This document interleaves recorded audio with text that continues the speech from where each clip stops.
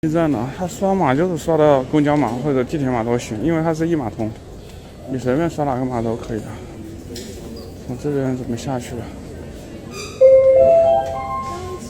看看这里。单程票只能在购买车站当日进站，使用二维码购查。下面呢好像也不是很多，这个点8:04。这一站人不是很多。它这边装修的简单些，它这边地铁银色的车厢看见没？比较早期的都是银色的车厢，后期都是白色的。我觉得银色的挺好看的，为什么后来又要都改成白色的呢？银色的更有质感感觉。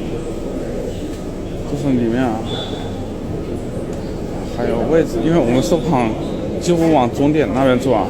这边是他们的火车北站，看一看。这边可以坐7号线往前面走，哎，对面怎么感觉就是7号线？7号线往上面走，这个上面就是坐7号线，他们7号线是一个环线，这边人就已经多了一些。这边我也是第一次来啊，往这个方向。7号线在哪里？上海上面，搞得比较简单哦，往这前面。下来了，这边是7号线下面，稍微有点造型了，柱子稍微有点造型，这顶稍微有点不同啊，但是看着感觉好像好塑料感好重啊，感觉。这边人好像也不是很多，它这好像真的是塑料的，就是塑料的。看这里面，现在这个点这个人都比较少。这一站比较新嘛，这边是四马桥站，看看这边，哇，这边放了好多的车轮啊，这个真的是绝了，而且放的是那种非常具象化的，这也是绝了。成都这边四马桥是真的有马呀，你看，顶上有这个马车，下面也是，这么实诚的四马桥就真的有马，这比那个。好多站要留多了，这下面这是神鸟，现在是去坐3号线，他这边搞了一个千里江山图呀，这是还是很霸气的。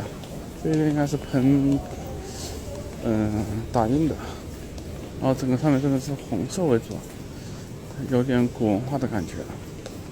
3号线是红色。到这边都8点半了，这边人就挺多了。好家伙，我感觉没坐几站，怎么这么快要过这么久？这人也太多了吧，这也。还好我不坐这边的，我坐对面的。对面的人好像要少一点吧，对面人要少一点。哇，这是到上班的点了，里面都是满满的人。这边好像也有点满啊。哦，这是刚刚走了一车的人，所以比较满。他有的还是比较空的，没有对面的满。还好我们坐这边的，哦，他有的还有位置坐，我们往前面一点，还好，他就是有的人专门挤在那几个车厢里面，有的还有空位，等一下我们可以上去坐一坐。这边也是比较简约一下的，看这里面，它这一个4号线应该也是建的比较早一点的，所以它的站内应该是没有卫生间的，上卫生间得这个出到站外，这边是。电梯，直行电梯，看看，还是相当不错的。哇，这个是他们的熊猫专列啊，这里面都是熊猫。它这跑着就跑到地上面来了，过了植物园就变到地上面来了，外面还趴着熊猫，特别可爱。这边是成都，大概是3、4环城区这个的模样啊，应该是。看看，这个也是它比较偏的一个区啊，估计很多人都没听过。新都区，这个楼房子建的都不高啊，都建的10多层的，13、14、15层的吧，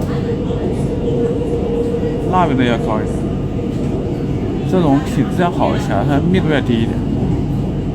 商客场到了。下车的乘客请从右侧车门下车，请注意站台与车厢之间的间隙。出来了，这边是成都的商客场站，它这个候车室搞得还挺好的，搞得还挺有情调的。这还有小吧台，看见没？那个候车室是冬暖夏凉，你看这边还是相当不错的。这个是熊猫专利，外面都是熊猫的模样。走了，这上面环境也相当不错，看一看，还是很厉害的。成都不愧是这一个，哇，四川的省会大城，感受一下整个里面相当的厉害。